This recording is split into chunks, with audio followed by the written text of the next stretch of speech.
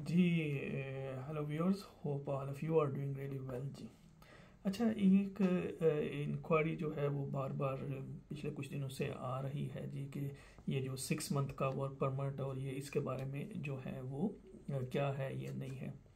अच्छा, ये दो चीज़ों को जो है आप कंफ्यूज कर रहे हैं।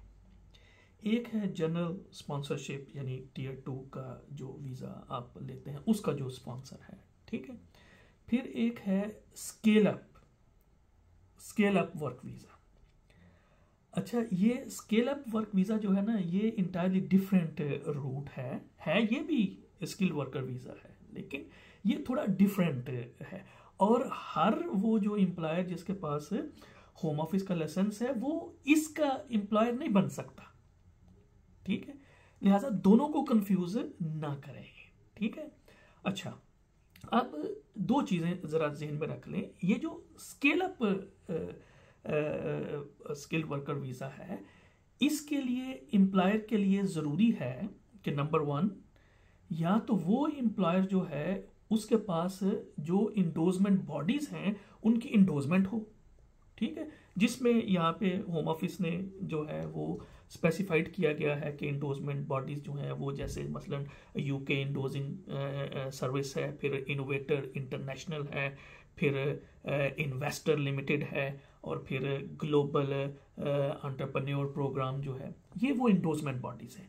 अगर किसी बिजनेस के पास इन जो इंडोर्समेंट बॉडी है कि इंडोर्समेंट है, तो वो फिर आपको स्केल अप वीज़ा जो है वो आपको उसकी स्पॉन्सरशिप दे सकता है। या फिर ये है कि एवरी ईयर उनकी 20% ग्रोथ है एम्प्लॉयमेंट में या टर्नओवर में, ठीक है जी।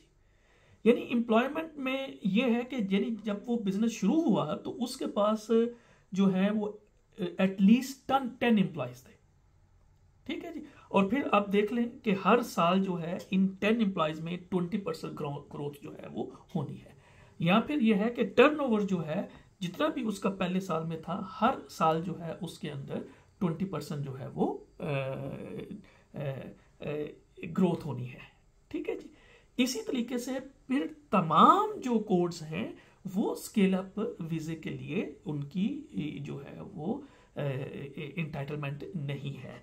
ये जो टेबल ऑफ एलिजिबल कोड है, अब सारे कोड तो मैं मुख्तसर वक्त में आपके सामने नहीं रख सकता, लेकिन अगर आप इस टेबल को देख लें कि टेबल ऑफ एलिजिबल कोड्स जो अंडर स्केल अप वीजे के अंदर हैं, तो उसके अंदर सिर्फ जो कोड्स हैं वो स्केल अप वीजे के लिए अप्लाई हो सकते हैं। तो इसके लिए वो बात ठीक है कि एटलीस्ट आपके पास 6 महीने का जॉब ऑफर और उसके साथ फिर COS जो है जिसमें आपका रोल जो है वो डिफाइन हो, ये होना चाहिए।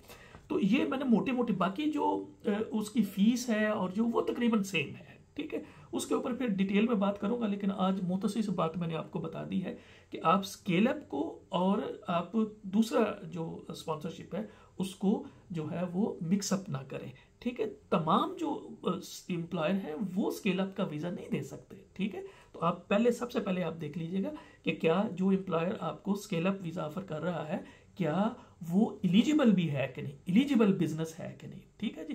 तो होप करता हूँ कि ये थोड़ा सा, क्योंकि बड़ा टॉपिक है, फिर इसके ऊपर दोबारा आपसे बात करूंगा, लेकिन आज मैंने सिर्फ आपको मुख्तसर सी बातें इसके बारे में बता दी हैं जी। बहुत शुक्रिया जी।